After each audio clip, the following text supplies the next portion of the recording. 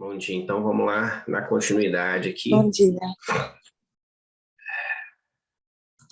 Na última aula a gente estava falando sobre, a gente começou a falar sobre as proposições, né? Eu vou aqui transferir, peraí, compartilhar minha tela com vocês.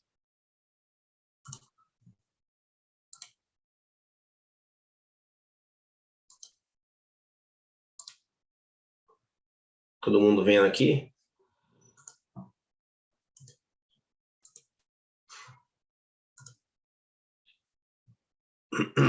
Bom, a gente estava terminando aqui, né? Peraí. Faltou alguns exercícios, a gente passou tudo sobre as principais proposições, né? Projetos, indicação, requerimento, emendas, tipos de emendas, subemenda, né? Emenda de redação, quando que elas são apresentadas, né? Emenda aglutinativa e vedação, apresentação de emendas. Então, eu te deixei alguns exercícios, né, de fixação para a gente fazer e depois a gente vai continuar falando das proposições. E tem mais proposições que eu não falei na aula anterior, que tem para falar também. Tá? Então, vamos começar a fazer aqui esse exercício para a gente relembrar o que a gente viu na última aula, né? E depois a gente vai para as próximas proposições. Ok? Todo mundo vendo aqui os exercícios? Então, se quiser responder aí no áudio, fica à vontade. Se quiser responder no bate-papo, fica à vontade também. Vou deixar aqui. Então, pode perguntar. A gente tratou disso em algumas aulas para trás, e aí essa semana a gente viu aí, né, eleição para recomposição da mesa. Sim. Você não quer dar uma palavrinha sobre o que mudou? A gente estava vivendo ali, né, aquela questão do Marcelo Ramos continuando no cargo com mandado judicial, depois isso caiu. O que a gente tinha falado, né? Existia um entendimento de 2000 que foi aplicado pelo ex-presidente Eduardo Cunha. O que o regimento diz? O regimento é claro. Mudou de partido, perde o cargo que ocupa, com a exceção do Conselho de Ética, que é por parlamentar. O regimento é muito claro. Existia um entendimento do ex-presidente Eduardo Cunha que ele aceitou na época uma mudança de partido, mas ele aceitou que não fosse, uma vez que estava dentro do mesmo bloco parlamentar, ele aceitou que não perdesse o cargo. Só que foi o entendimento dele. Como eu já disse para vocês, o presidente da Câmara, como vários dispositivos regimentais, eles, na hora de aplicar em um caso prático, eles são sujeitos à interpretação, e o presidente não está amarrado às interpretações anteriores. Nem é conveniente que esteja, né? O presidente tem a interpretação de que não, uma vez que trocou, a vaga cabia ao PL, a vaga da segunda secretaria cabia ao PT, a vaga da terceira era do PSDB, os deputados trocaram, eles deviam perder o cargo. E se fazer nova eleição. Então, o fundamento que ele usou foi cumprir a letra fria do regimento, né? Exatamente. Ele exigiu, ele deu a interpretação de que, mesmo estando no mesmo bloco, a vaga cabia a um determinado partido. Inclusive, não se aceitou na eleição candidaturas avulsas de outros partidos dentro do mesmo bloco. Não se aceitou isso.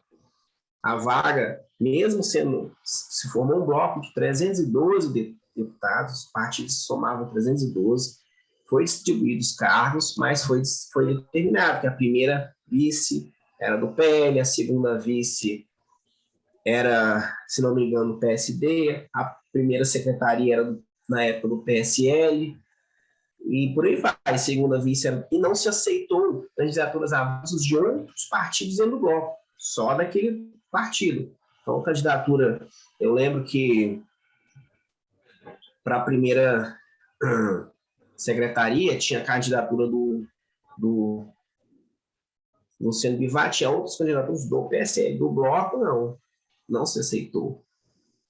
E por aí vai. Então, ele manteve a interpretação que a vaga era do PL. E aí, como os deputados trocaram, ele marcou nova eleição, ok? Foi isso, pessoal. Foi isso que aconteceu.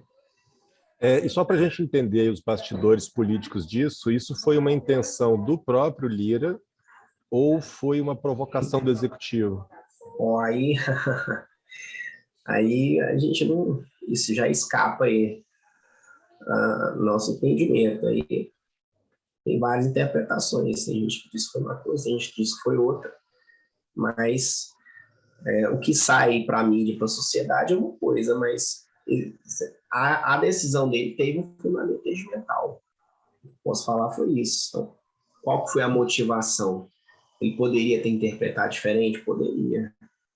Mas ele decidiu da interpretação nos estritos termos regimentais. Ele não fez nenhum malabarismo regimental. Isso aí eu posso deixar claro. Não houve malabarismo regimental. Ele aplicou a letra do regimento. Me parece que o malabarismo quem fez, então, foi o STF ao dar a liminar, né? Porque parece que uma questão interna corporis, regimental da instituição, e o STF deu uma... O TSE, né? Pelo visto, foi. No meu entendimento, não houve nenhuma malabarismo regimental do presidente da casa. Tá?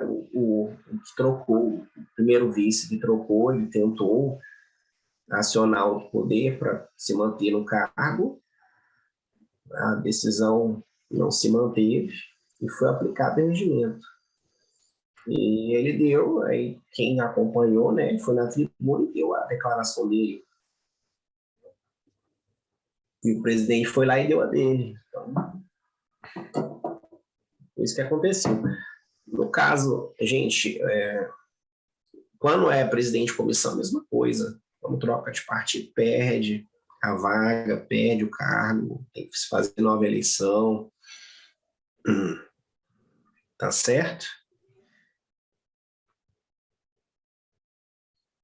Mas como eu disse para vocês, assim, você pode argumentar, mas interpretou de um jeito e já tinha uma interpretação. Isso, nenhuma interpretação em termos de questão de ordem, que a primeira pergunta que vem a ser questão de ordem é uma dúvida, a aplicação do regimento da Constituição no caso concreto. Um presidente dá uma interpretação, outro dá outra. E o presidente novo não está amarrado, e nem deveria estar amarrado às interpretações anteriores. Tá certo? Ele pode interpretar de uma forma diferente. Dar novo segmento aos trabalhos da casa. Tranquilo, pessoal? Bom, então, sem nada dúvida é isso. Vamos fazer aqui esses exercícios rapidamente para a gente passar para a próxima. Qual a diferença entre projeto de lei, projeto de decreto legislativo e projeto de resolução?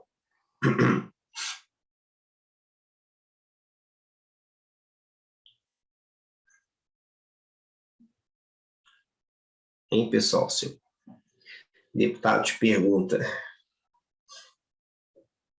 você responde aí no caso.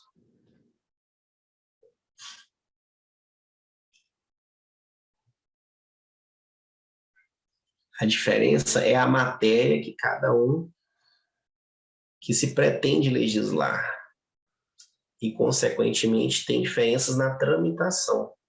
Algumas matérias a Constituição determinou que o Congresso deve legislar por meio de lei, ou seja, por meio de um projeto, uma matéria legislativa que exige sanção do presidente da República, e quando o Congresso vai legislar sobre esses assuntos, ele tem que fazer por meio de projeto de lei. E a Constituição diz que outros assuntos o Congresso deve legislar por meio de um projeto, por meio de decreto legislativo, ou seja, uma norma que não depende de sanção presidencial. Nesses assuntos, então, se apresenta um projeto de decreto legislativo.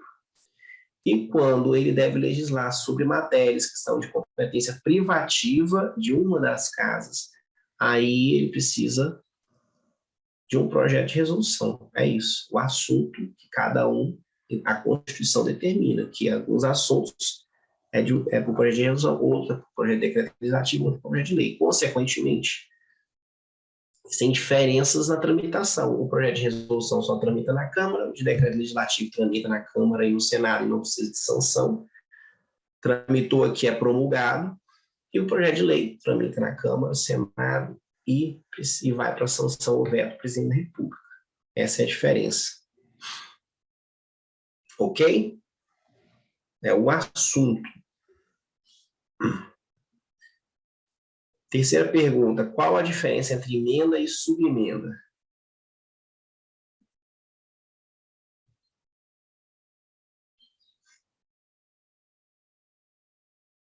Bem simples. Emenda é o quê? Qual é a definição de emenda? Podem falar aí. Que não dá para enxergar o pessoal, teria que botar aqui.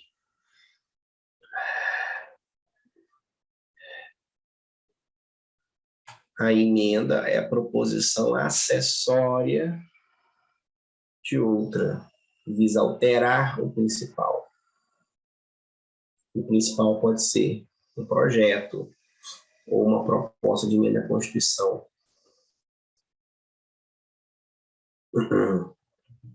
A subemenda é uma emenda de outra emenda. Ok? É uma emenda de outra emenda. Só isso. Quase sempre quem apresenta a subemenda é o relator. Que deputado não vai apresentar subemenda, ele já apresenta uma emenda, né? Isso que eu ia te perguntar. A subemenda geralmente é apresentada pelo próprio autor da emenda ou geralmente é Não. uma... Porque às vezes o deputado fez a emenda e aí quis modificar ou tinha algum erro no material. Aí Ele apresenta outra. Ele apresenta outra. Tá. A subemenda, quem apresenta é o relator, tá, gente? Ele apresenta a subemenda ao substitutivo. Entendeu?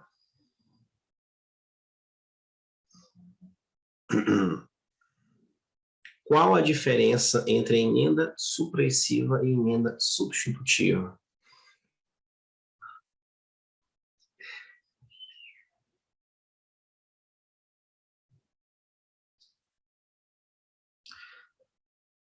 O objetivo delas é diferente, né?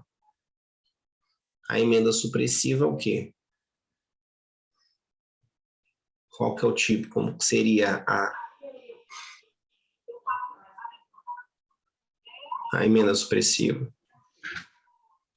A supressiva tem retirada da parte do projeto. Exato. E a substitutiva, ela substitui todo o sentido da... Substitui um dispositivo numa parte. Se ele substitui o projeto inteiro, chama substitutivo.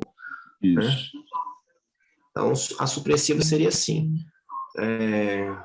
Tira só uma parte do texto. Artigo 1º, suprima-se o artigo 8º do projeto de lei. Então, essa seria uma emenda supressiva. Agora, se a redação for o seguinte, desse seguinte redação ao artigo 8º do projeto de lei, e aí uma nova redação, seria uma emenda substitutiva. Ok. E uma emenda aglutinativa?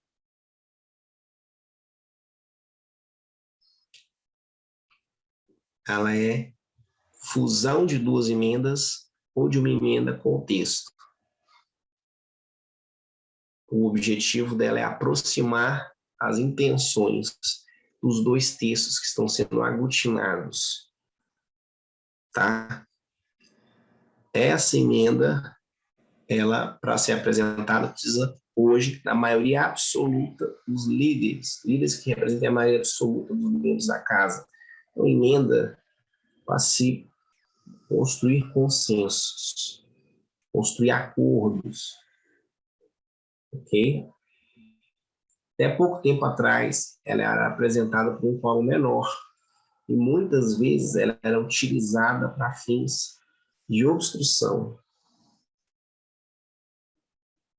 Com a resolução 21 de 2021, alterou-se esse quórum de apresentação, então hoje na prática ela é muito mais rara de ser apresentada, porque o quórum é muito mais alto, mas quando é apresentada, convenhamos, se a maioria absoluta dos membros da casa subscrevem a emenda, ela está aprovada praticamente. Elas têm uma intenção forte de aprovar ela. É a maioria absoluta dos membros ou dos líderes? Que eu achei que você falou líderes. Líderes que representem a maioria absoluta. Ah, tá. Mas percebam que se líderes que representam 257 apresentam emenda, essa emenda tem uma grande chance de ser aprovada. É uma emenda que é para construir um acordo mesmo. Hoje ela se tornou, ela atende melhor ao objetivo dela. Ok? Vamos lá. Ela somente é oferecida ao plenário, no plenário, exatamente. O próprio artigo 122 diz, ela é apresentada no plenário, tem a parte da votação, da parte em que ela se propõe a alterar. Ela pode ser apresentada depois que a matéria principal foi votada, ela pode ser apresentada, inclusive, quando está deliberando os destaques da matéria. Tá? Podem entrar ainda emendas aglutinativas.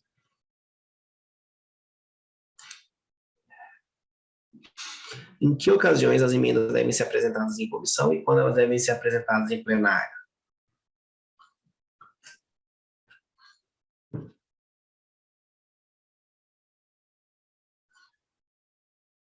E aí? Às vezes é em comissão, quando o projeto é o quê? Conclusivo. Conclusivo. E em plenário, quando o projeto não é conclusivo, né?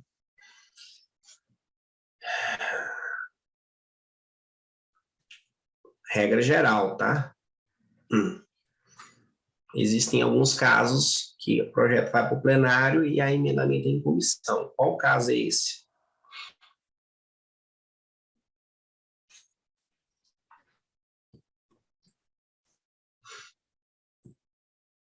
A regra geral, se o projeto é conclusivo, o emendamento é na comissão. E mas tem projetos que vão direto para o Congresso, né? Às vezes o Congresso solicita esses projetos, não chegou a tramitar na comissão. Aqui, pelo menos na comissão mista, acontece muito. Comissão mista de orçamento, você diz? Sim. Tem uns casos em que o parecer em plenário, né? Mas tem outros casos também. Nesse caso aí, cabe emenda ainda, né? Quando a matéria, o projeto de lei orçamentário foi apresentado, mesmo quando ele é pautado no plenário sem apresentação do parecer da CNO, mesmo assim, é possível apresentar a emenda aí da CNO. Não. Quando ele chega...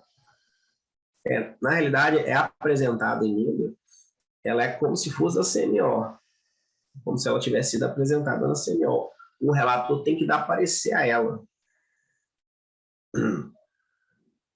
Então, isso quer dizer que vai para o Congresso, aí eles dão na emenda sessão, lá no plenário, mas ainda a emenda o foi relator tem... protocolada, né? A emenda foi protocolada, o relator tem que dar parecer a ela. Existe um quórum, né, de apresentação de emendas nesses projetos, que é diferente. Mas ele pode ser apresentado lá no plenário também, com esse quórum, tá? Alisson. Oi. Se eu não me engano, de 100 congressistas. Sim, pode. Uma questão aí sobre a CMO. Eu comecei a acompanhá-la no segundo semestre do ano passado, e aí a senadora Rose falava que tinha sido feito um acordo para que todas as matérias passassem pela CMO, não fossem direto para o plenário. Isso é regimental ou é acordo, pura e simplesmente? Olha, é um acordo. Pelo regimento, tem que ter o parecer da CMO, mas tem previsão regimental de parecer oral em plenário? Tem. Tem essa previsão. Só que foi feito um acordo para que isso não acontecesse, para que o parecer fosse prévio, tá? Porque o costume da casa é que o parecer fosse lá, na CMO. Só que, por que estava acontecendo muito cedo no plenário? Porque nem sempre a CMO está instalada. Teve um período de pandemia, não se instalou. Tá? Então, muitos projetos estavam sendo lá. Só que aí, uma vez se instala a comissão, foi feito um acordo para se evitar o projeto de lei de créditos adicionais receber parecer do plenário. Mas existe a possibilidade regimental, tá? Dele receber parecer em plenário, quando eu já cansei de ver, não se construiu o acordo na CMO em projeto de lei orçamentário. Foi pautado mesmo sem parecer foi dado em plenário. Porque tem previsão regimental. E você, Alisson, ou a colega Fernanda, sabem se com essa nova presidência da CMO esse acordo se mantém? Na realidade, o interesse maior é da própria CMO, o acordo que seja dado lá. O acordo é a comissão que tem maior interesse. Porque quando o parecer vai para plenário, a comissão está perdendo poder, influência, né? Eu acredito que sim. Eu acredito que sim.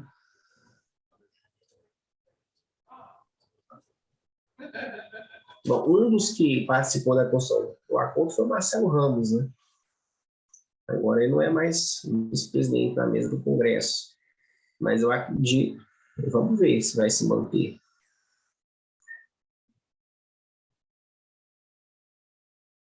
Tá ok, pessoal? Mas tem um outro caso em que as emendas, o projeto tem que ir para o plenário da Câmara e o emendamento é na comissão. Qual que é? Além das matérias orçamentárias. Tem outros casos. Foram bem lembrados, matéria orçamentária, mas tem outros casos também. Medida provisória e proposta de emenda à Constituição. Tá? Nós vamos ver. Tem uma parte que a gente vai falar só sobre tramitação dessas matérias. Elas são exceções à regra, tá? Medida provisória, PEC, matéria orçamentária. Os projetos de lei complementar em geral, a regra é essa, a regra geral. Tranquilo? Qual o quórum de apoiamento necessário para o emendamento de uma matéria em regime de urgência?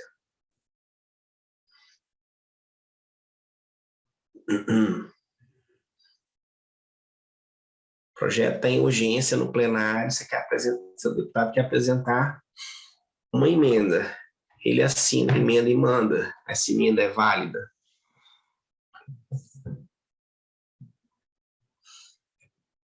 Ela não é válida, porque ela precisa de apoiamento. Qual que é o quórum de apoiamento dela? É importante você saber, principalmente porque quase todos os projetos que estão em tramitação no plenário são urgentes. 257? Não. 257 é o de apresentação da emenda aglutinativa. Agora, emenda a projeto em regime de urgência é 1/5 dos membros da Câmara, com líderes que representam 103 deputados, 103, tá? Esse é o caso de apresentação de emendas a projeto que estejam urgentes no plenário, tem que ter esse apoiamento. Agora, a próxima pergunta, o quórum de apresentação de emenda aglutinativa, aí é o que o colega falou aí. Líderes que representam 257 deputados, que representem a maioria absoluta da Câmara, os membros da Casa, tá? Então, guardem esses quórums, isso aqui é importante, porque quando você for apresentar a emenda no plenário, e quase sempre a matéria é urgente, quando ela está pautada no plenário, você vai precisar habilitar o apoiamento. Tá? Lá no hoje, né, no Infoleg é autenticador. Até pouco tempo atrás, antes da pandemia, era no papel mesmo. Eu tinha que ir atrás do líder, ou do vice-líder. Hoje você tem que ir lá habilitar o apoiamento, mandar o código para os líderes, vice-líderes, e eles têm que entrar e apoiar. Quando tiver lá, que já tem mais de 103, aí você pode enviar para a Secretaria-Geral da Mesa, que a sua emenda vai ser protocolada.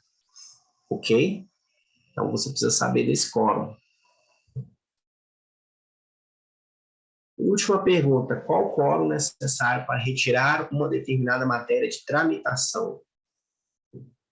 Retirada de tramitação.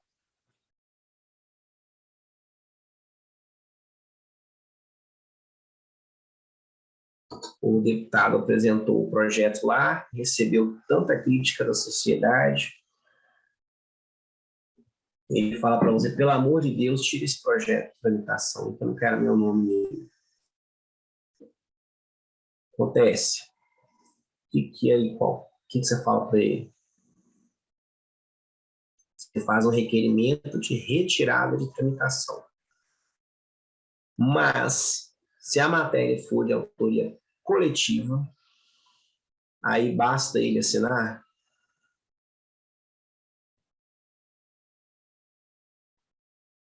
Aí não basta ele assinar.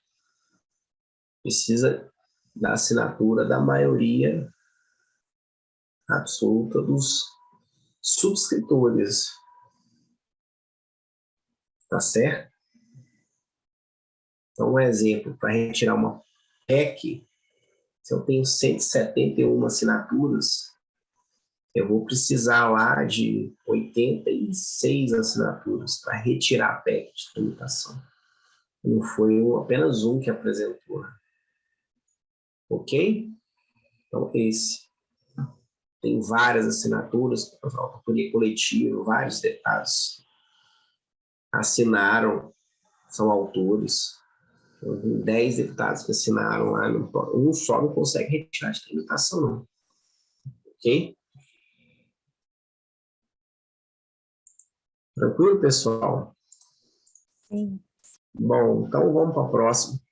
Pessoal, antes de começar a próxima aula, eu queria, umas aulas atrás, aí, na aula que eu falei de líderes partidários, eu passei para vocês informação que estava desatualizada.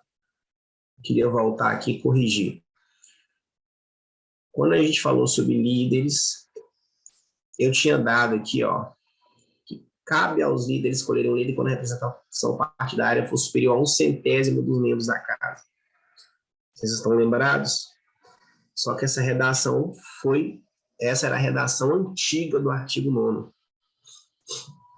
A redação atual do artigo 9º do regimento é essa aqui, ó. Então, corrijam aí, quem Essa aula aqui que foi sobre órgãos políticos da casa, que eu falei sobre mesa, presidência, líderes, competência dos líderes. Estão lembrados? Essa redação aqui você não mandou essa aula ainda, então quando você mandar... Será que eu não mandei? Será que eu não mandei? A gente parou na aula 4, você mandou a aula 4. Então já vou mandar atualizado, então. Esse artigo aqui agora, ele é assim: cabe aos partidos escolherem um líder quando a representação partidária atender aos requisitos estabelecidos, parágrafo 3º, artigo 17 da Constituição, que é a cláusula de barreira. Então, hoje, os partidos, cabem eles escolher um líder e ter liderança quando atingirem cláusula de barreira. O regimento está falando que se o partido não atingir cláusula de barreira, ele não vai ter liderança. Ele vai ter representação. Ok? É isso que o regimento está falando hoje. Isso foi alterado depois da emenda constitucional 97, que instituiu a cláusula de barreira. Tá certo? Então, hoje é esse entendimento. Esse é o mandamento regimental. Então, se eu não mandei para vocês... Eu não entendi. O que é cláusula de barreira? O que é? Olha só. O que diz o parágrafo 3º, o artigo 17 da Constituição? Vou abrir ele aqui para vocês. Ele diz o seguinte: somente terão direito a recursos do fundo partidário e acesso gratuito ao rádio e televisão na forma da lei os partidos que alternativamente, e aí ele bota aqui, tiverem nas eleições para a Câmara no mínimo 3% dos votos válidos distribuídos em pelo menos 1/3 das unidades da federação, com mínimo de 2% dos votos válidos em cada um deles, ou tiverem elegido pelo menos 15 deputados federais distribuídos em pelo menos 1/3 das unidades da federação. E aí essa emenda constitucional botou aqui uma regra de transição, tá? Essa cláusula aí é o mínimo de votos que o partido tem que ter para ter direito a fundo, aos recursos do fundo partidário e a propaganda gratuita no rádio e na TV. E aí, nas eleições de 2018, eram 9 deputados federais e 1,5% dos votos válidos. Nessas eleições desse ano, 11 deputados federais e 2% dos votos válidos, distribuídos em 1/3 das unidades. 9 estados, né?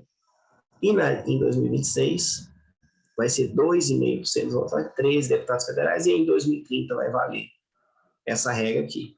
O regimento está falando que quem não atingir, o partido que não atingir isso daqui, não vai ter liderança. Ok? Ele não vai poder indicar um líder. Então, na prática, ele não vai poder. Se não vai ter um líder, não vai ter liderança, não vai ter as competências que o líder tem. O que ele vai ter? Vai ter uma representação. Qual que é a diferença? A diferença é que representação pode um monte de coisa que líder pode. Entendeu? O tempo de líder, por exemplo, é uma vez por semana, não é em cada sessão. Tá certo? A estrutura administrativa é menor. Ok? Alguns requerimentos que pedem assinatura de líder não vai poder assinar. Ok? Então, essa é a nova redação, tá? Eu passei para vocês, era a redação anterior. Qual que é a emenda constitucional que modificou? Emenda constitucional 97. Tá certo? A emenda constitucional é essa, mas a modificação do regimento veio depois. Veio só em 2019. Provavelmente, quando eu fiz, eu peguei a minha versão do regimento, não estava atualizada, e eu botei a regra antiga, mas eu me dei conta disso e corrigi aqui. Por isso que eu estou...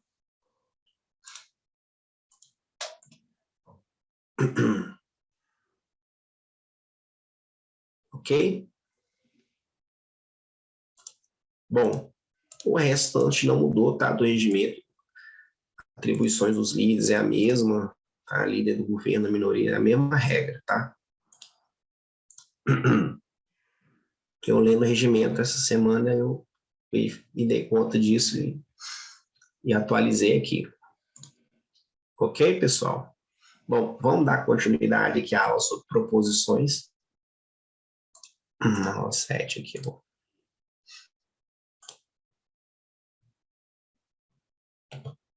Bom, a próxima tipo de proposição que tem no regimento são os pareceres, tá? Está lá no artigo 126.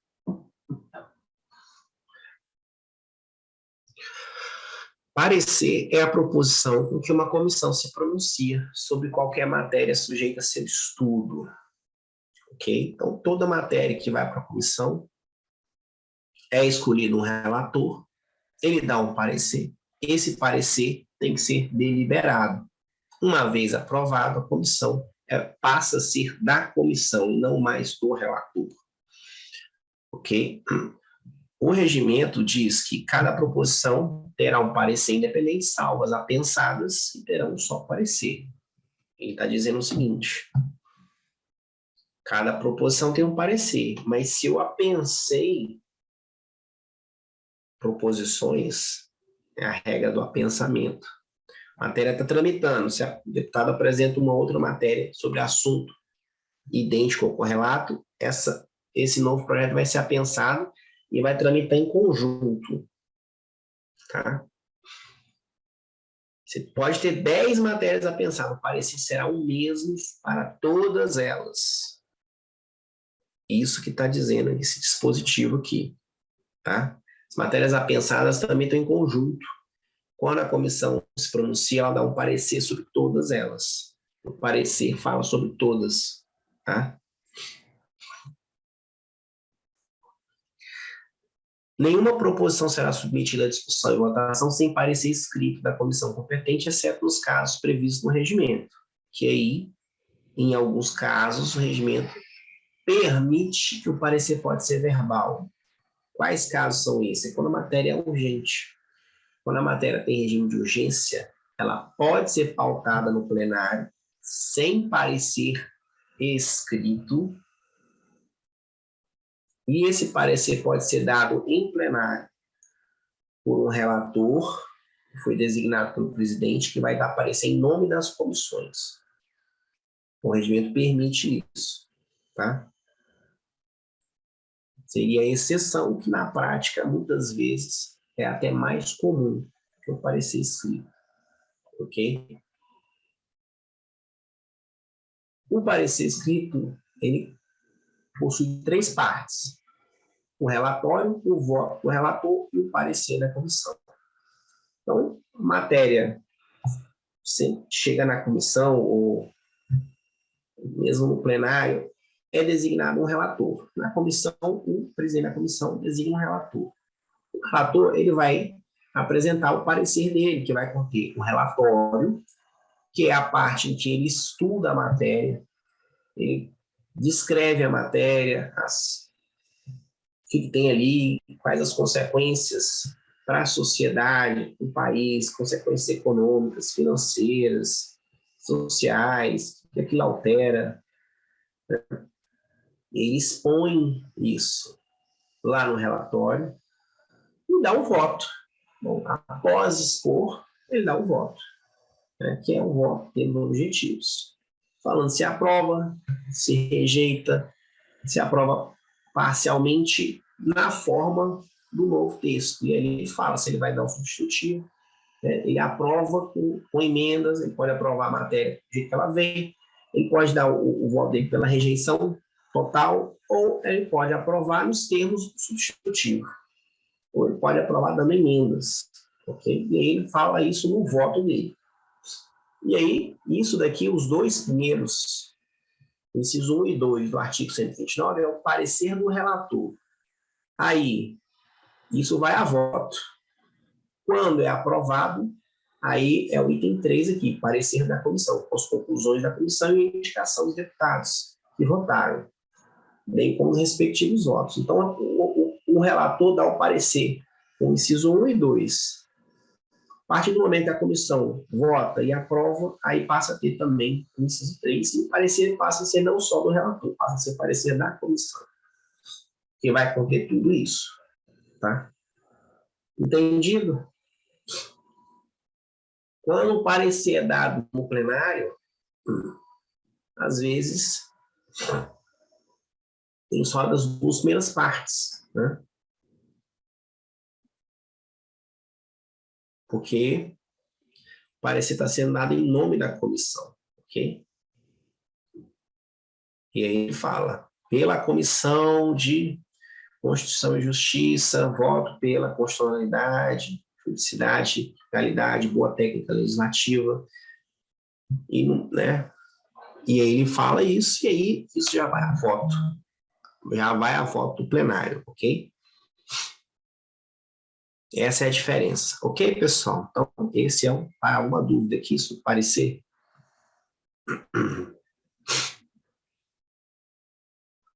É bem tranquilo, tá?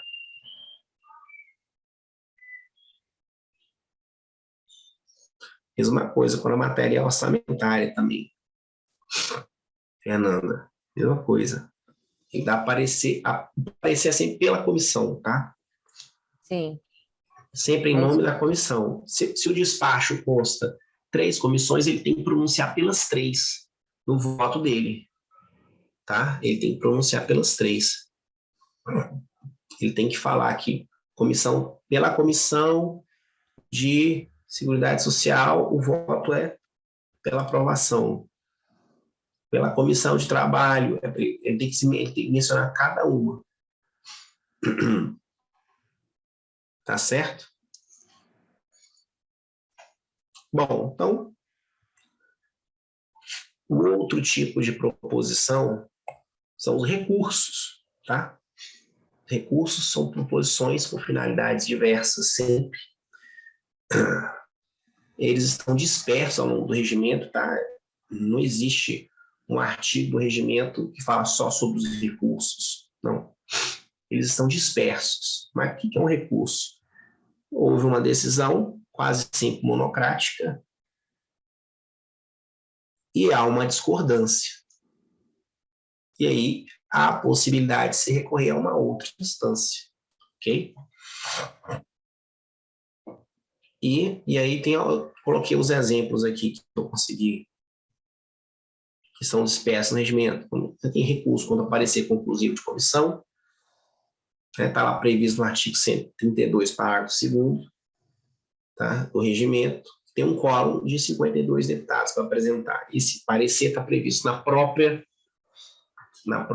Constituição, ok? Você tem um parecer contra declaração de prejudicialidade, você pode recorrer.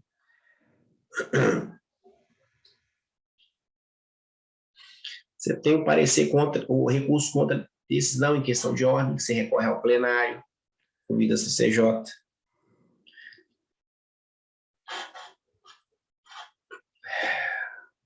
Quase sempre, quando a decisão é do presidente da Câmara, quase sempre se recorre ao plenário.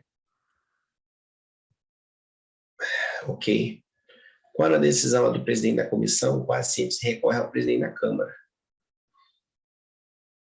Tá? Então, por exemplo,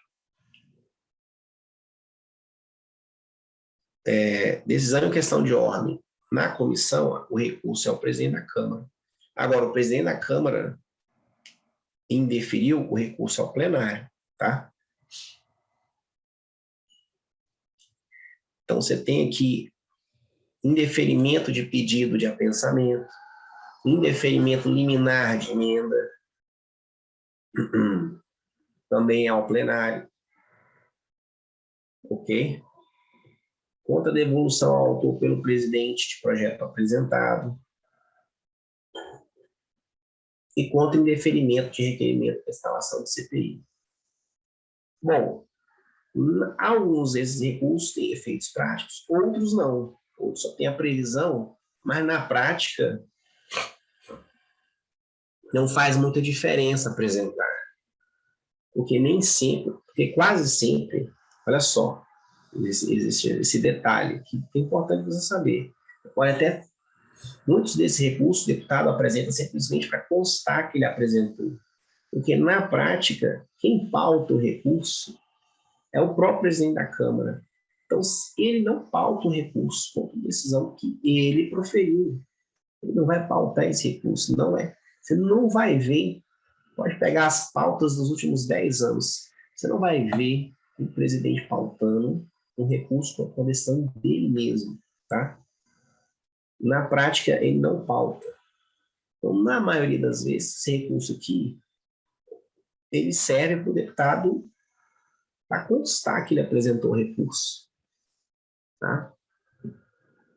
Mas, na prática, não vai ter efeito. Quase sempre o objetivo é melhor que ele vá por outra via, tá? O presidente declarou prejudicado. Previsão do recurso, mas e aí? Ele apresenta o recurso, o presidente não pauta o recurso. Outra decisão em questão de ordem, mesmo quando a CCJ dá parecer, né, o máximo que ele pode fazer é pressionar publicamente por uma resposta.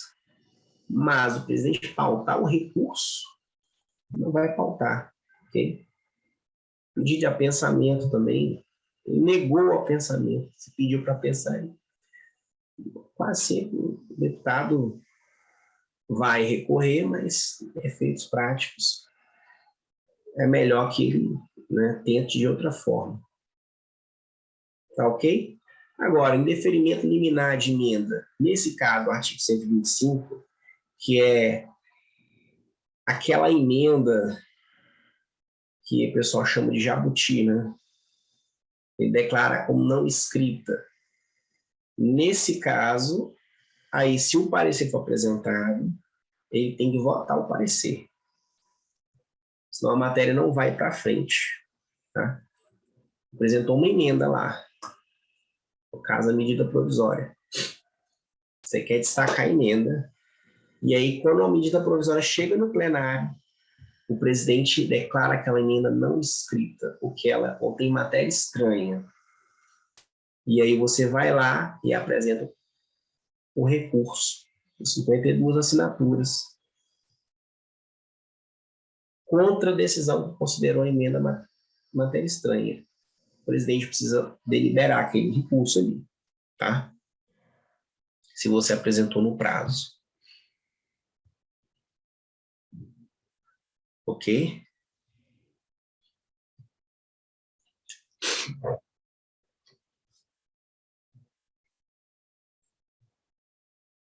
Bom, então, além dos recursos, a gente tem a proposta de fiscalização e controle, que é um outro tipo de proposição, que aí é no âmbito das comissões. Qual que é o objetivo? O deputado quer fiscalizar algum ato, contrato da administração pública, tá? Por quê? O Congresso Nacional exerce a fiscalização da União e das entidades da administração indireta mediante controle externo. Conta com o auxílio do Tribunal de Contas da União para auxiliar esse trabalho. Então, no âmbito da Câmara é prevista essa proposta de fiscalização e controle. Qualquer deputado pode apresentar em qualquer comissão, quando for do campo da comissão, ou na Comissão de Fiscalização Financeira e Controle, independentemente do assunto. Então, se o deputado, sempre o deputado, né, da oposição, quer fiscalizar o contrato do Ministério, tá, com determinada empresa, ele apresenta a proposta na comissão, o presidente vai designar um relator, esse relator vai apresentar um relatório contendo um plano de execução. A comissão tem que votar a proposta de fiscalização e controle. Aprovado, aí o relator vai implementar, vai pedir que o TCU fiscalize, faça auditorias. E aí é apresentado. E aí passa a ter consequências práticas, né? É fácil aprovar isso na comissão? Não, não é fácil. Mas é uma ferramenta. Ok? E aí, caso tenha indícios, né? Aí pode se encaminhar aí aos órgãos competentes, Ministério Público, né? E aí, ok? Tranquilo, pessoal? Aqui é uma ferramenta, né, de fiscalização dos atos e contratos do Poder Executivo. Muito comum, não é fácil aprovar, né? Porque, obviamente, a base do governo vai ser contra, vai tentar, mas existe essa ferramenta e que o deputado pode usar no âmbito das comissões para pedir fiscalização sobre atos e contratos da administração pública. Ok? E outra proposição é a proposta de emenda à Constituição, né? Uma proposição que já trouxe aqui as regras constitucionais, né? Sobre PEC, apresentada aí por 1/3 dos membros da Câmara ou do Senado, ou pelo presidente da República, ou por mais da metade das assembleias legislativas, cada uma delas manifestando-se pela maioria de seus membros, o que é raríssimo acontecer, eu nunca vi acontecer. No âmbito da Câmara, ou foi o presidente da República que apresentou, ou 1/3 dos deputados, 171 deputados. Ok? E aí, o regimento traz aqui, né, lá no artigo 201, desde que não esteja na vigência de estado de defesa, estado de sítio, e que não propõe a abolição, né, das cláusulas pétreas, okay? Federação, voto direto, secreto universal e periódico, separação dos poderes e direitos e garantias individuais. Então, ela simplesmente repete o que está na Constituição aqui. E aí, como é que é a tramitação da PEC? Eu coloquei aqui já a tramitação, porque é diferenciado, né? A PEC é apresentada com 171 assinaturas, o presidente despacha primeiramente a CCJ, que vai dar um parecer sobre a admissibilidade da PEC, no prazo de 5 sessões. O que a CCJ vai analisar aqui? Se a PEC é constitucional. Mas a PEC não quer mudar a Constituição. Como que ela vai ser inconstitucional? Ela vai ser inconstitucional se tiver algum vício formal ou ela infringe alguma das limitações que a gente já viu aqui. Se ela atender a suprimir uma cláusula pétrea, né, se tiver em vigência de algumas daquelas limitações circunstanciais que a gente mostrou aqui. Então, a CCJ vai analisar isso, né? Na teoria, é isso que a CCJ vai analisar, se ela é admissível ou não. O regimento prevê que, caso a CCJ dê o parecer pela inadmissibilidade,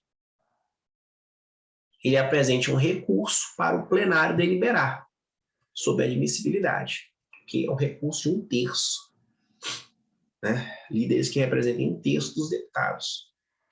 Muito raro isso acontecer, tá? A CCJ rejeitar, mas há a possibilidade de ser avocado para o plenário a admissibilidade da PEC, ok? Isso já aconteceu? Já aconteceu, tá?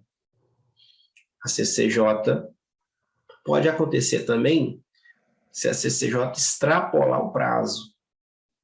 Pode ser avocado para o plenário votar essa admissibilidade, ok? Já aconteceu também, tá bom? Extrapola o prazo de 5 sessões, o presidente quer aprovar a PEC, ele avoca para o plenário, porque extrapolou o prazo, tem previsão regimental, ok? Depois do parecer da Comissão de Constituição e Justiça, a PEC vai para a comissão especial, tá bom? O presidente designa uma comissão especial, aí é um ato do presidente da Câmara que designa uma comissão para o exame do mérito da PEC, que vai ter um prazo de 40 sessões para proferir o parecer. E aí, lá nessa comissão especial, que são apresentadas emendas na PEC, nas 10 primeiras sessões do prazo para emitir parecer. Então, ela tem 40 sessões e 10 sessões para receber emendas, tá bom? Então, perceba que os prazos do regimento são contados por sessões. Então, não é por dias nem dias úteis, é por sessões. Então, aconteceu a sessão, aquela sessão no plenário que é aberta, presentes pelo menos 51 deputados na casa, elas são para contar. Ela também conta prazo. Tá? Todos os prazos regimentais é por sessões. Vocês já viram abrir a sessão aqui sexta-feira, falar aí 3, 4 deputados, a sessão ser encerrada? Por que aquela sessão aconteceu? Para não votar nada. Ela aconteceu para contar prazo. Ok? Porque se for aberto, regimentalmente, para ser aberta a sessão na Câmara, precisa ter presentes na casa 51 deputados. Abriu a sessão, conta prazo. Ok? Uma por dia, tá? Ok, pessoal? Então é isso. Então, o presidente criou a comissão especial, instalou. Ela tem 40 sessões para dar parecer. É lógico, a comissão elege o presidente escolhe o relator, passa a contar o prazo de 10 sessões para apresentar parecer. Esse quórum mínimo de 171 deputados é do quê? Quórum para quê? Para apresentar a emenda? Para apresentar a emenda. Ok? O quórum de emendamento é o mesmo quórum de apresentação da PEC. Apresentada pelo menos 171 assinaturas que a emenda precisa ter. Ok? Não é fácil, né, gente? Mas tem aí 10 sessões para coletar essas assinaturas.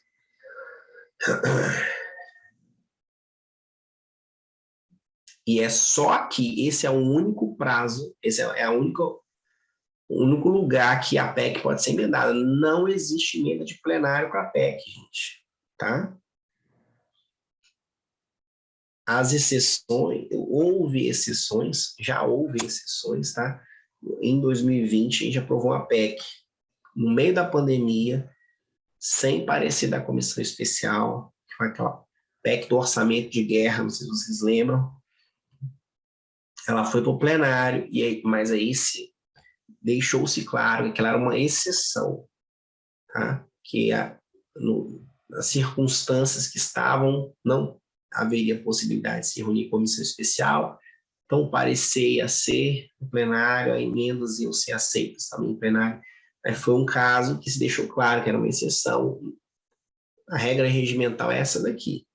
Somente perante a comissão especial poderão ser apresentadas emendas.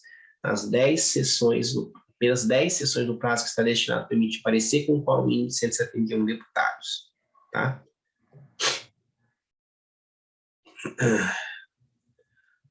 Aí, seguinte, apresentou, acabou o prazo de emenda, o deputado o relator apresenta o parecer vai a voto, se aprova, publica o parecer da comissão especial. O regimento diz o seguinte: após a publicação desse parecer em interstício de 2 sessões, a proposta será incluída na ordem do dia, no plenário.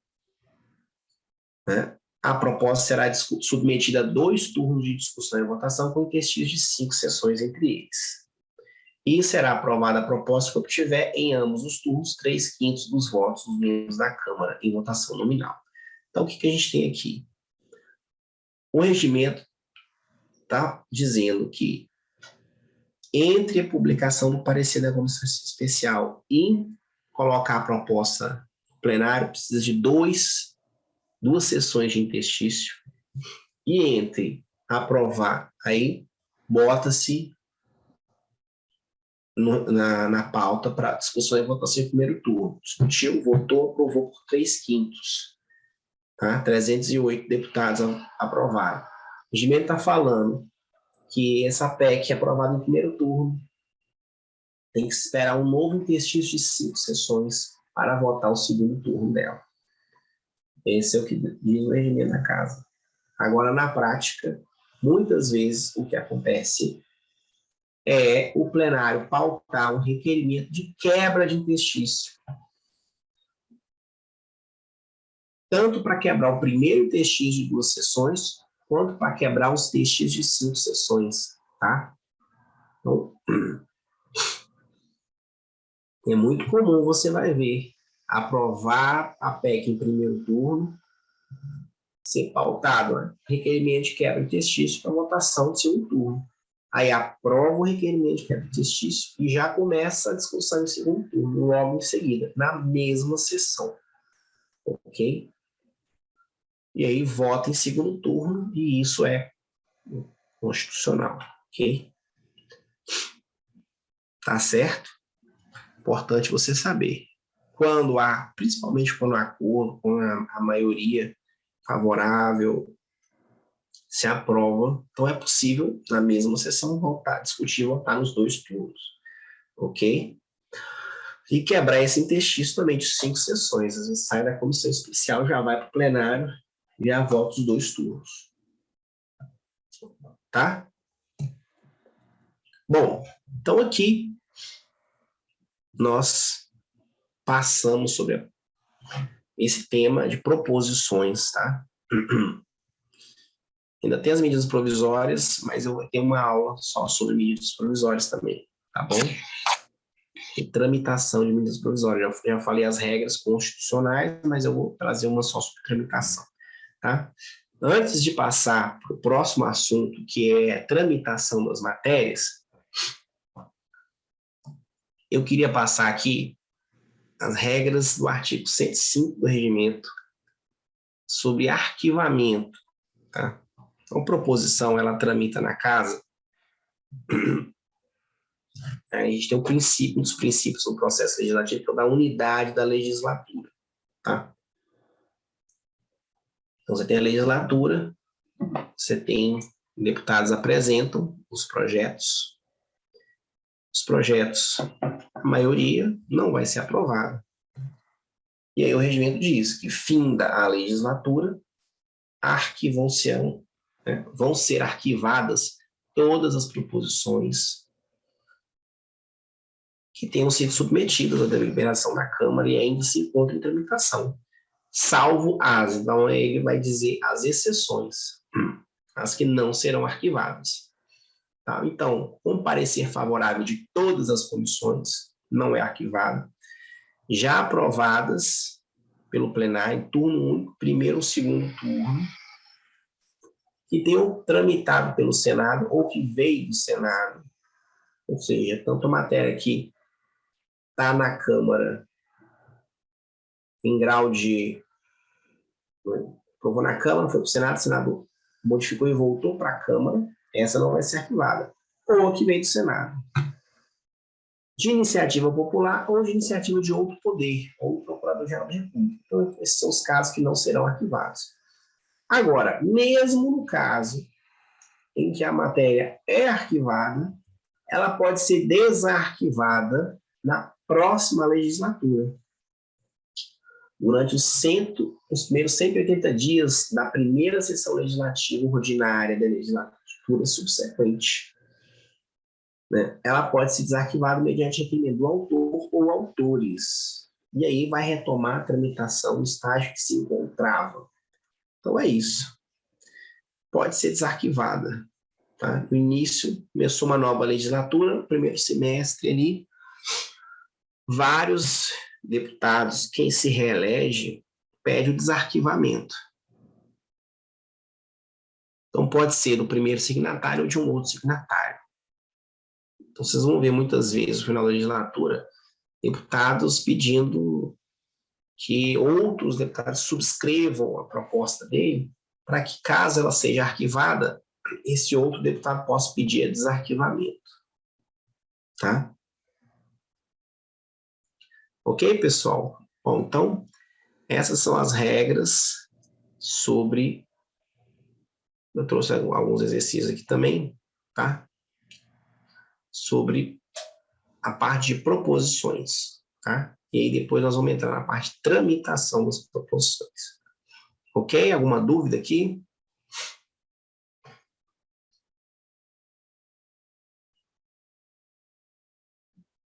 A gente falou aqui sobre pareceres, recursos, propostas de fiscalização e controle e proposta de emenda à Constituição. E aí, o próximo assunto é a parte mais de tramitação mesmo em si, que as matérias tramitam. Vamos fazer alguns exercícios aqui. É sempre bom fazer na aula seguinte, mas ainda a gente está com bastante tempo aqui. Vamos fazer agora mesmo e já vamos passar para frente, que a gente consegue englobar mais assuntos.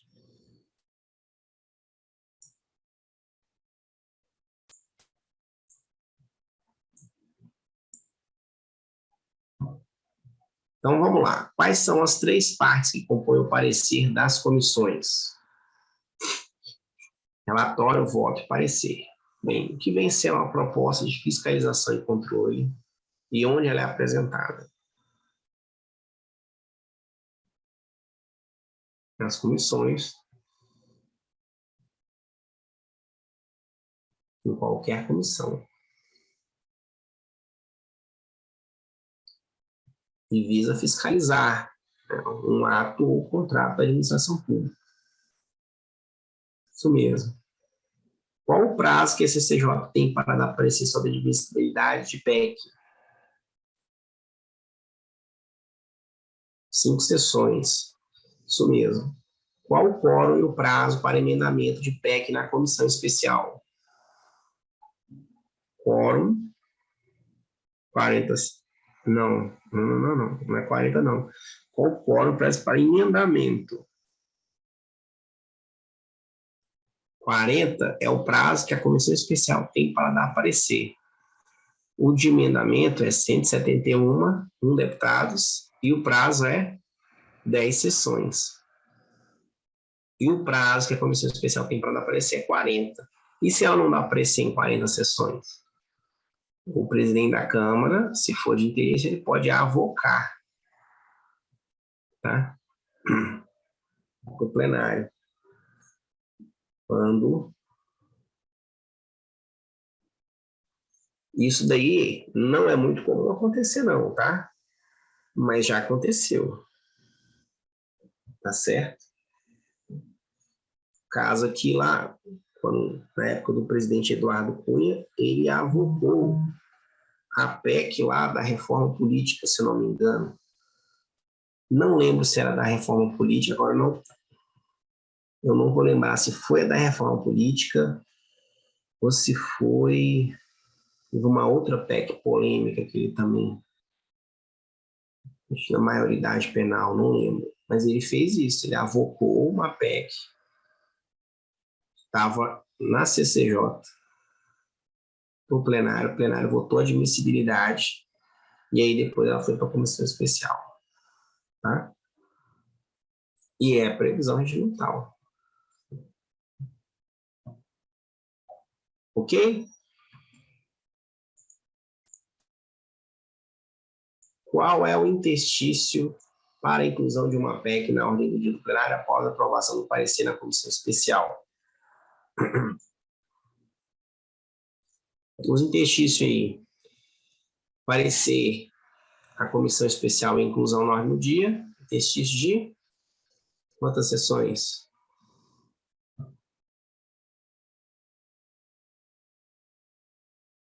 Então, pessoal, sua atenção aí.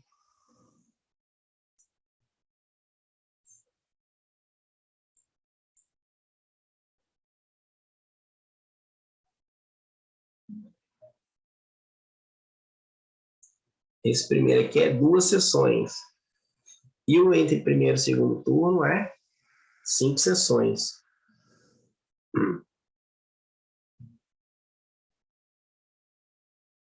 Muito decoreba, pessoal.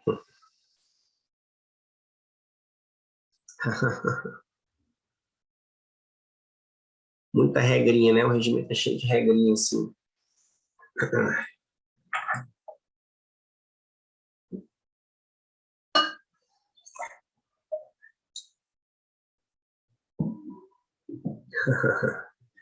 Como deve proceder um deputado que pretende emendar uma PEC em plenário? Essas regrinhas aqui é bom a gente ter uma tabelinha para ser consultado. A gente que trabalha diretamente com o processo legislativo, depois de um tempo, você já sabe de cabeça. Mas para quem está começando, bota uma tabelinha com esses prazos aí, para você sempre consultar. É mais fácil. Tá certo? Quem tem aquele regimento comentado, no início dele já tem um monte de tabelinha. Mas para quem não tem, vale a pena você fazer, para você ter sempre fácil. Isso daí, viu?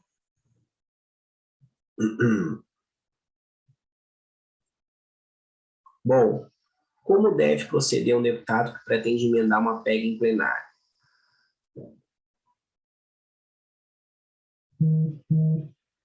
Se o seu deputado quiser apresentar uma emenda, a PEC já está no plenário. Você fala o que para ele?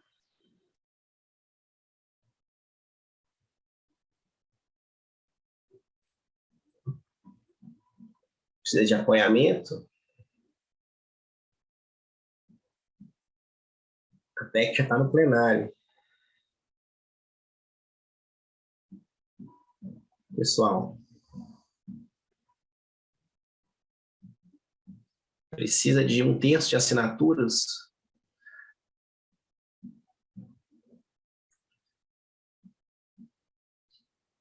Não, está errado ainda. Essa ainda não é a resposta certa. PEC chegou no plenário, o deputado quer emendar. O que você diz para ele?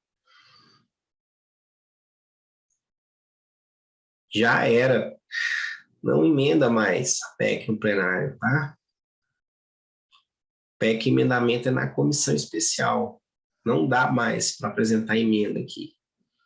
O senhor tem que ou destacar uma emenda do plenário, uma emenda lá da comissão especial, ou apresentar uma emenda aglutinativa, a única que dá para apresentar aqui. Olha só, hein? Emenda aglutinativa dá? Dá. Tem questão de ordem. Já questionaram, mas não pode? Sim, mas emenda aglutinativa, eu estou aglutinando 2/3 e já foram apresentados com quórum de apresentação de 171 assinaturas. Então, eu posso, esse tipo dá. É o único que dá.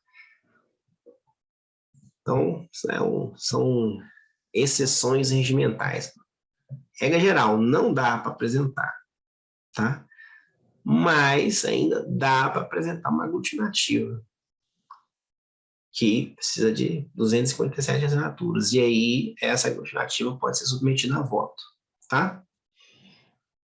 É difícil, mas é a única possibilidade. É aglutinar texto que já foi apresentado na comissão especial, tá?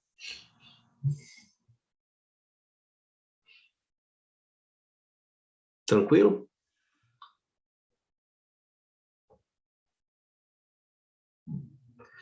Bom, cite 3 casos em que uma matéria não será arquivada ao final da legislatura.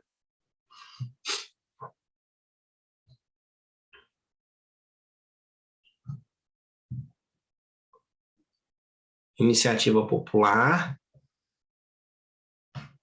Também muita regrinha, né, pessoal? Isso que é bom ter o regimento a tiracolo aí.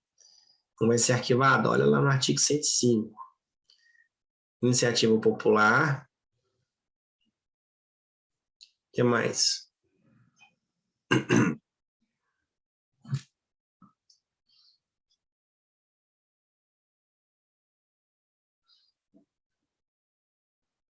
A matéria que já tem parecer favorável de todas as comissões.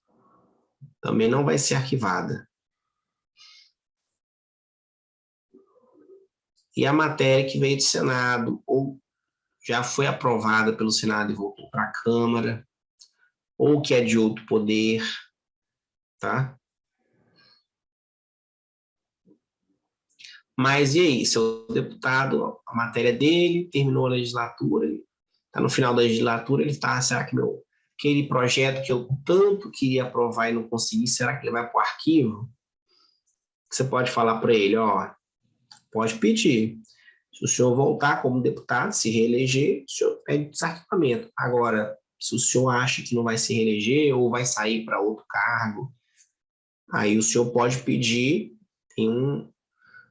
tem uma estratégia aí, regimental. O senhor pede para outros deputados subscreverem a sua proposição como autor, incluir o nome deles como coautores, porque aí eles podem pedir para desarquivar. Às vezes o deputado saiu para governador, para senador, ou pode ser que ele não se reeleja, mas mesmo assim quer ainda que o projeto dele continue tramitando. E aí ele faz isso. Essa estratégia é regimental, ok? Todo mundo sabe. Não, para assinar, para desarquivar, só precisa de um único autor pedindo para desarquivar, tá? Precisa de um único. E aí, tá resolvido, tá? Ok, pessoal? Alguma dúvida aqui até agora?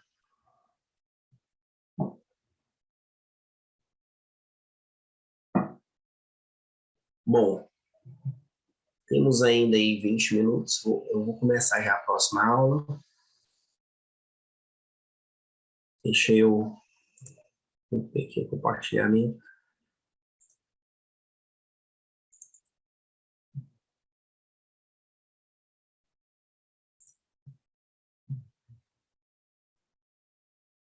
Bom, então, a gente falou até agora sobre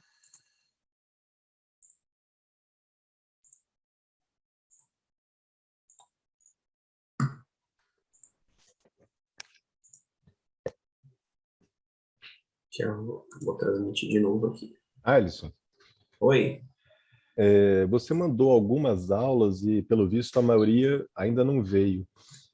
Talvez você tenha todas elas num único arquivo, para facilitar para a gente, quando você for enviar, que o pessoal está pedindo aí no chat, não dá para mandar logo o bloco completo num único arquivo? Eu vou mandar, é porque as próximas eu ainda estou atualizando, sabe? Eu vou mandar as que passaram, né? As que passaram, eu vou Em vez de mandar enviar para vocês. manda num arquivo único, todas que já tiver disponível. Vou fazer isso, Agora são vários PDFs, né? Eu vou mandar para vocês, pessoal. Eu tô em falta, né? Eu devia ter mandado isso daí já. Na correria eu acabei não enviando. Mas eu vou mandar hoje à tarde aqui. Me comprometo, tá bom? Da aula 4 até essa aula 9 que eu já terminei, tá bom?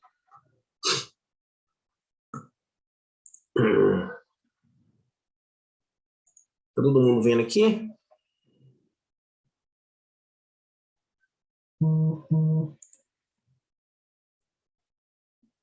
Essa aí é a aula 9 mesmo? Não seria a 8?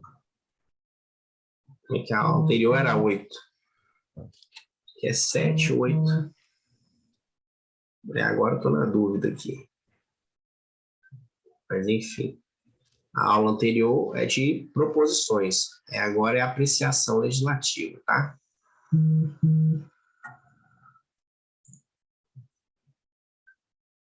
Teve a comissão 4, foi órgãos políticos da casa, 5 comissões, 6 sessões, 7, 8 proposições, 1 e 2, 2 aulas, e agora é a 9.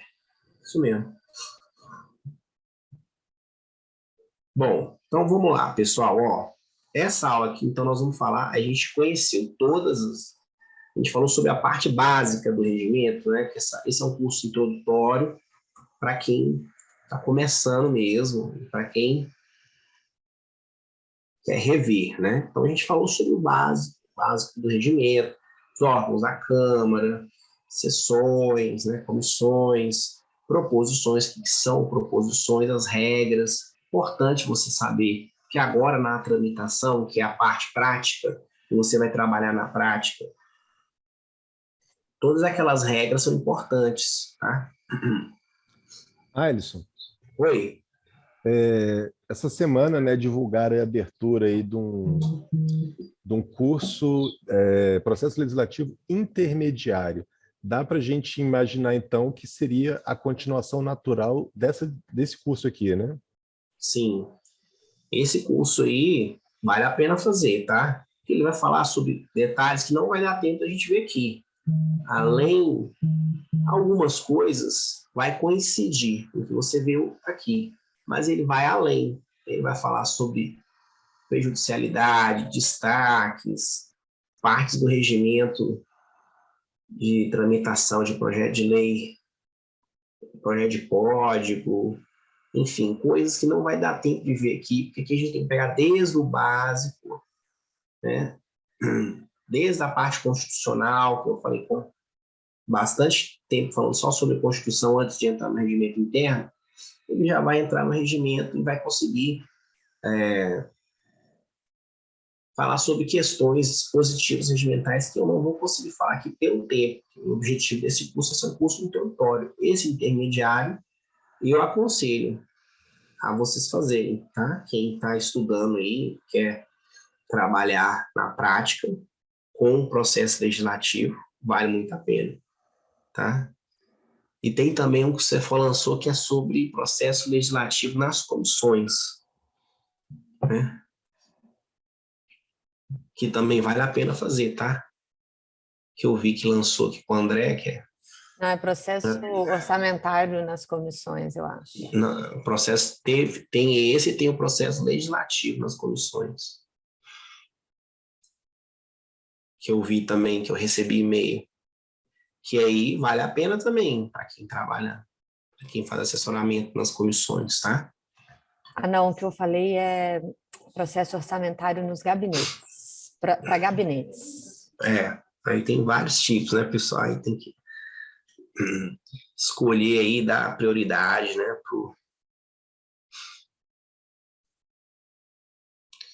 prioridade aí pro que vai trabalhar, né, mais nesse início. Então, olha só. Mas vale a pena, pessoal, para quem... Eu, quando comecei, entrei na Câmara, fiz vários cursos no Cefol, me ajudaram bastante. Bom, o processo legislativo ordinário, digamos assim, vou dar aqui nesse slide um geralzão dele, tá? Uma visão geral, para depois a gente entrar parte a parte. Inicialmente, começa com iniciativa, algum deputado ou a matéria veio de outro poder, tem a iniciativa, a Constituição diz quem tem a iniciativa legislativa, a gente já viu aqui na aula sobre isso. A matéria, assim que chega, ela vai para o protocolo da Câmara, né? E fica lá na Secretaria-Geral da Mesa, né? Quem já foi lá embaixo sabe. Assim que você chega lá, tem o protocolo, que é onde as matérias eram recebidas fisicamente, porque hoje elas são recebidas eletronicamente, né? Mas o protocolo recebe, depois que o protocolo recebe, a matéria recebe um despacho do presidente da Câmara e ela é publicada, ela recebe um número, uma data, a data em que ela foi protocolada, é publicado, o despacho é publicado. E o despacho do presidente, né, antes de, né, o presidente, no despacho dele, ele fala, matéria vai tramitar nas comissões A, B, C, né, comissões de mérito. Se envolver matéria financeira e orçamentária ela tem que receber o parecer da Comissão de Finanças e Tributação, que vai analisar o aspecto de adequação financeira e orçamentária, e, obrigatoriamente, ela tem que tramitar na Comissão de Constituição e Justiça, que vai analisar constitucionalidade, juridicidade, legalidade e boa técnica legislativa. Tá? Nesse despacho inicial, o presidente ainda faz aquela análise prévia. Ele pode devolver o projeto para o autor se a matéria for evidentemente inconstitucional, antirregimental ou alheia às competências da Câmara. Tá? Ele pode devolver o autor e o autor corrige e apresenta de novo, se for o caso. Tá? Bom, depois, então, ele despacha as matérias, tramitam nas comissões que dão parecer. Esses pareceres também são publicados. Por uma publicação, se a matéria for conclusiva, ela já vai para o Senado. Né? Já vai para o Senado. Mas, se ela não for conclusiva, ela fica aguardando inclusão na ordem do dia. E pode levar horas, dias, meses ou anos. Vai depender aí, né, das questões políticas. Se o autor é mais engajado, consegue convencer os pares, construir consenso em torno daquela matéria ou não, ok? Pode levar mais ou menos tempo. Bom, uma vez que ela é incluída em ordem do dia, então, ela teve, uma vez que se decide que ela vai ser deliberada, ela tem então uma fase de discussão. Na discussão, ela pode receber emendas, propostas de alteração. Essas emendas receberão um parecer. Esse parecer, com o último texto apresentado, vai à votação. Tá? Depois de votar a matéria, o texto que vai a voto, eu ainda tenho que votar os destaques, que são propostas para que parte do texto sejam votadas separadamente do texto consolidado, ok? E após a votação de todos os destaques, eu tenho que votar a redação final, que é o consolidado de tudo que foi aprovado. Tá? E aí, este aqui é o procedimento legislativo ordinário. É o caminho que a proposição tem, é o projeto, proposta de emenda, Constituição, ela tramita na casa por esse caminho aqui. Tá? E aí a gente vai ver, fase por fase, quais são as regras regimentais que estão envolvidas. Tá certo? Nessa tramitação aqui, nessa trajetória. Ok? Bom, inicialmente,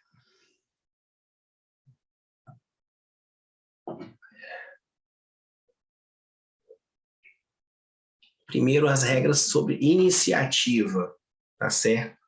Então, dependendo da proposição,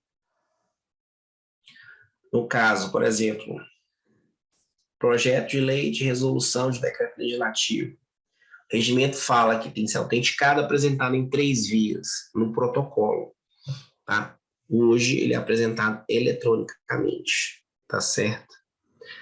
Apesar do dispositivo regimental falar que ele tem que ser apresentado em 3 vias no protocolo, ele é apresentado eletronicamente hoje. Tá? A PEC, qualquer iniciativa. No caso, projeto de lei de resolução de decreto legislativo. Então, qualquer deputado sozinho pode apresentar. Tá certo?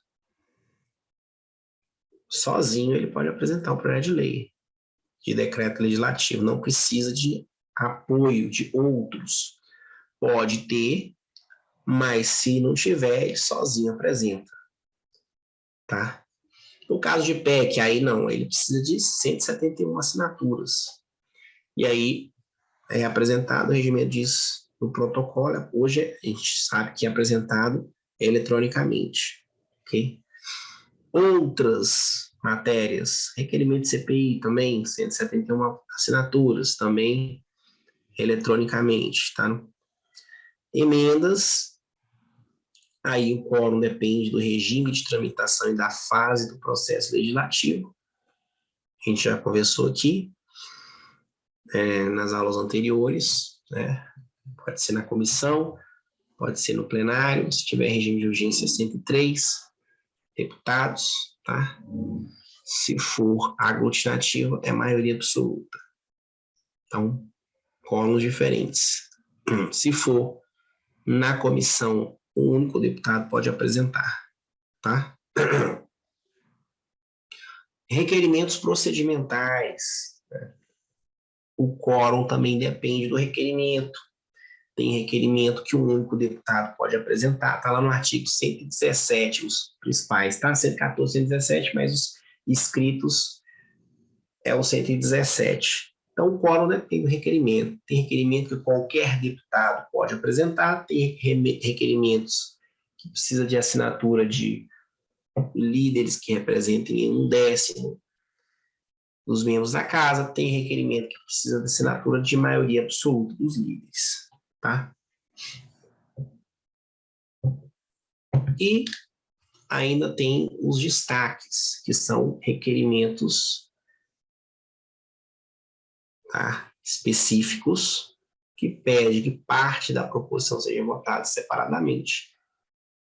E aí o quórum tem os destaques, que pode ser de qualquer deputado, e pode ter o quórum que depende do tamanho da bancada, ok?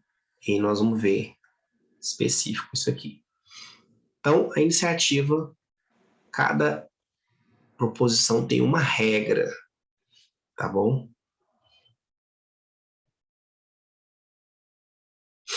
Então, os dispositivos regimentais, tá? Aqui toda a proposição será redigida com clareza, em termos explícitos e concisos, apresentada em 3 vias. Como eu disse para vocês, isso aqui está no regimento, mas ele é apresentado eletronicamente, tá? Antigamente você tinha 3 vias, uma para o arquivo, outra ia à publicação e outra ia para as comissões. Hoje é eletrônico, tá? No artigo 101 também previsto o sistema eletrônico de autenticação dos documentos. A apresentação seria feita sistema eletrônico de autenticação de documentos na forma dos localizamentos por lado da mesa. Hoje existe o sistema eletrônico em que é autenticado e enviado. Aqui é o Infoleg autenticador. Cada deputado tem o seu código e senha para assinar a matéria nesse sistema, tá certo? E enviar.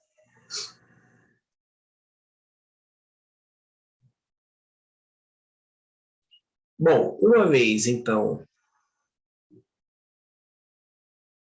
recebida pela mesa, proposição enumerada, datada, despachada às comissões competentes e publicada, né, no Diário da Câmara e em avulso, para serem distribuídos aos deputados, às lideranças e comissões. Então, hoje, publicação imediata, ela é no portal da Câmara, ok? Depois sai no Diário da Câmara também, mas o Diário da Câmara, ele sai só uns dias depois, né? Nem sempre ele não é imediato. Então, é publicado no portal da Câmara e despachado às comissões. E o artigo 137, que prevê recebimento e distribuição, prevê o que eu já disse para vocês, que é a análise prévia do presidente. A presidência devolverá ao autor qualquer proposição que não estiver devidamente formalizada em termos, versar sobre matéria alheia à competência da Câmara, evidentemente constitucional e antirregimental. Então, é isso daqui. O inciso 1, na prática, ele nunca foi aplicado, tá, gente? Não estiver devidamente formalizado em termos. Quando não estava devidamente formalizada, a SGM mandava preencher os requisitos formais. Tá? Às vezes, tinha que... resolvia-se isso, entendeu? Falava, ó, tá faltando isso, traz, né? E não simplesmente devolvia. Resolvia-se, né?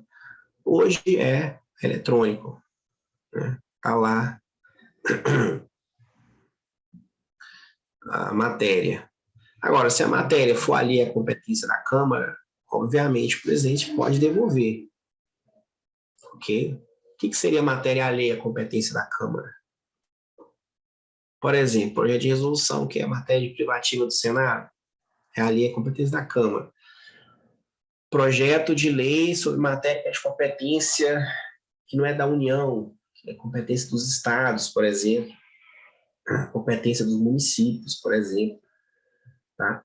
Isso poderia ser considerada ali a competência da Câmara, ou poderia ser considerado evidentemente constitucional também, né? Evidentemente constitucional seria um projeto de lei que é constitucional, né?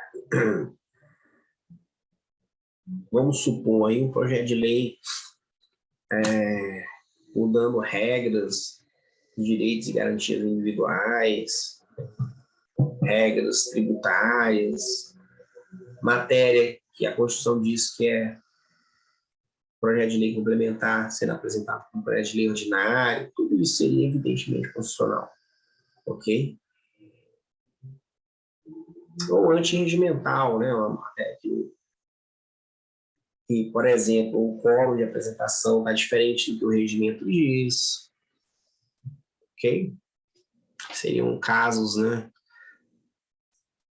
Mas você, como bom assessor, obviamente vai alertar o seu deputado para que isso não aconteça. Ou pode alertar que vai acontecer e ele mesmo assim falar para você apresentar, né? Às vezes acontece, pode falar, isso aqui é evidentemente constitucional, aí fala, problema não, pode apresentar. E aí você apresenta e pode ser que a matéria seja devolvida. Mas aí você já fez o seu papel, né? De alertar. Bom, aí no artigo 139 fala sobre o despacho do presidente, né? Então, o despacho do presidente define por quais comissões a proposição irá tramitar e em que ordem. Também o presidente vai fazer o seguinte, vai verificar, o presidente, né, vai mandar verificar se há matéria análoga, e se houver, ele vai mandar pensar, é a distribuição por apensação, tá? Então, quase sempre o deputado acha que a matéria, que o projeto dele, só ele teve ideia, mas quase sempre alguém já teve ideia, aquela ideia. E aí, a matéria, ele manda a pensar. Mas, professor, se apensou, a matéria vai voltar? Vamos supor que a matéria tramitou na comissão de trabalho, na comissão de desenvolvimento urbano, e está lá na comissão, está lá na CCJ. Já tem 2 pareceres aprovados. E aí, um projeto é apensado a ela. Ela tem que voltar nas comissões anteriores, falar sobre o novo projeto? E aí, o que vocês acham?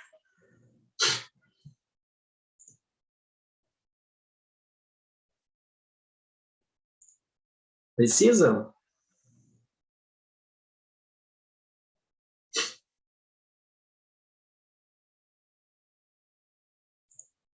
Não, não precisa.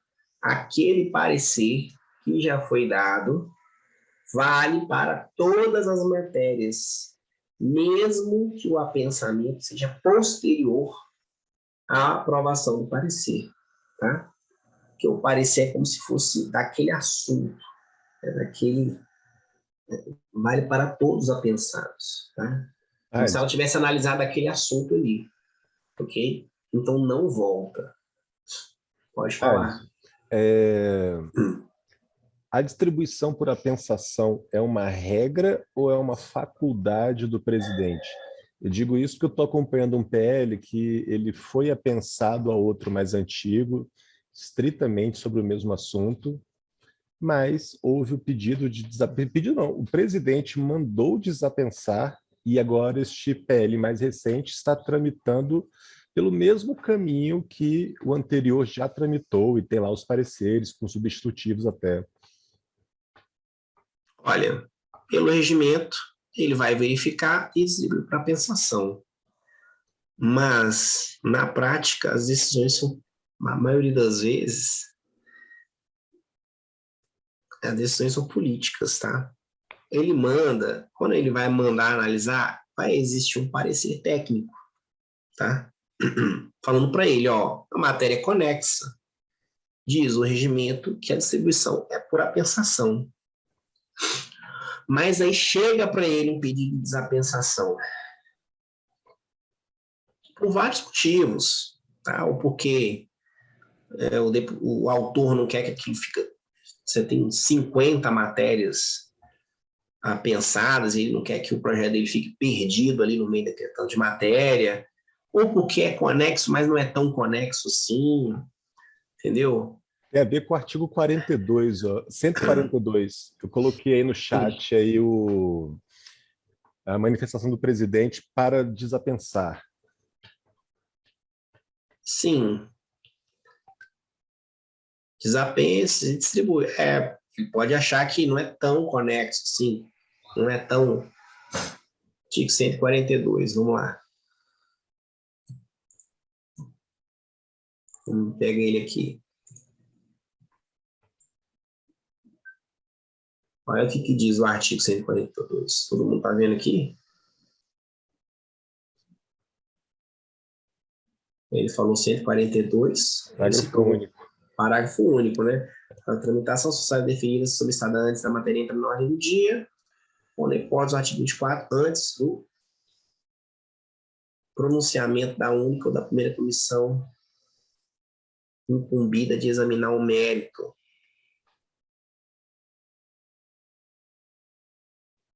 Solicitada antes da matéria entrar na ordem do dia, ou se for conclusiva, antes do pronunciamento da única. Ele simplesmente citou o artigo e falou, ó, se enquadra. Porque no, então, no texto do 142, ele fala ali na segunda linha, é lícito promover a tramitação conjunta. Não fala que é obrigatório, né? Mas olha só, na prática, o presidente manda tramitar em conjunto. A regra da casa é o presidente mandar, e quase sempre tem um parecer técnico, o presidente acata. Agora, você tem algum interesse político, algum pedido para tramitar separado, ele desapensa, tá? O autor do projeto aí de 2007 reclamou, pediu, olha, não, já existe a minha matéria aqui, ela tem prioridade. Ainda assim, o presidente passou por cima e... não há, a decisão de desapensar, gente, quase sempre, aí o presidente é decisão política, tá? Tem vários, eu vou falar agora sobre o pensamento logo na frente, tem vários motivos, tá bom? Posso dar alguns para vocês aqui, ó, que eu já vi na prática, tá certo? Às vezes, as matérias apensadas falam sobre vários assuntos, tá? E aquilo lá não tem acordo para tudo. E às vezes o projeto apensado fala só sobre uma parte, que tem a ver, mas é só sobre uma das partes. E aquela parte ali tem acordo para aprovar, mas o resto não. Então, se pede a desapensação, aprova só aquilo. Ok? Acontece. Outro assunto, outro motivo para pedir o desapensamento. Às vezes, a matéria vai ser aprovada, o substitutivo, e quando o substitutivo é aprovado, o que acontece com o resto? É arquivado, tá? Só que o deputado, ele não, às vezes a matéria dele está pensada, substitutivo não contemplou o projeto dele e ele não quer que o projeto dele seja arquivado. Às vezes ele pede a desapensação para continuar tramitando aquilo, para que ele tente aprovar depois, ok? Entende? Então, são os motivos. Também, às vezes, ele pede para desapensar porque não é tão conexo assim, porque essa análise ela é técnica e nem sempre é óbvio, tá certo? Que as matérias é conexas. Às vezes tem a ver, mas não são exatamente o mesmo motivo. Não é exatamente... Tá? Vários exemplos práticos que eu poderia dar para vocês aqui. Tá? Às vezes, vamos supor que a matéria está tramitando, que ela fala sobre... recentemente, vamos supor que a matéria fala sobre refinanciamento na área de educação. E aí tem um projeto que fala sobre refinanciamento na área da saúde. E aí, é conecto ou não? E não é. Entendeu? Ela pode tramitar junto, mas pode não tramitar. Porque é parecido num assunto, mas em outro não é. Envolve um monte de coisa diferente. Então, às vezes, o presidente no despacho mandou a pensar, porque o parecer técnico que ele recebeu da Secretaria-Geral da Mesa falou, a matéria é conexa. Não fez uma análise, simplesmente mandou a pensar. Mas aí vem um pedido posterior falando, olha, peço desapensação por causa disso, a matéria, apesar de ser um assunto parecido, ela envolve aspectos completamente diferentes e simplesmente ele desapensa depois, tá? E aí essa decisão, às vezes é política, às vezes é mais ou menos, às vezes tem interesses maiores, mas os motivos são diversos, como eu estou dizendo para vocês aqui. Às vezes o assunto simplesmente é porque não é tão conexo assim, ou às vezes tem um motivo, né? Eu não quero que aquela matéria vá junto, porque não é conveniente para aprovação dela, ok? Eu não quero tratar desse assunto junto com esse, eu quero tratar só desse e desse separado, porque às vezes aqui tem acordo, aqui não tem, ok? Na prática acontece dessa forma. Ok? Sanei sua dúvida ou criei mais dúvida ainda? Beleza. Entendeu? Há vários motivos para se desapensar. Bom, já são 11h50. Vou parar por aqui, pessoal. Próxima aula, tá aqui, ia falar exatamente disso, né? Continuo daqui na próxima aula, ok?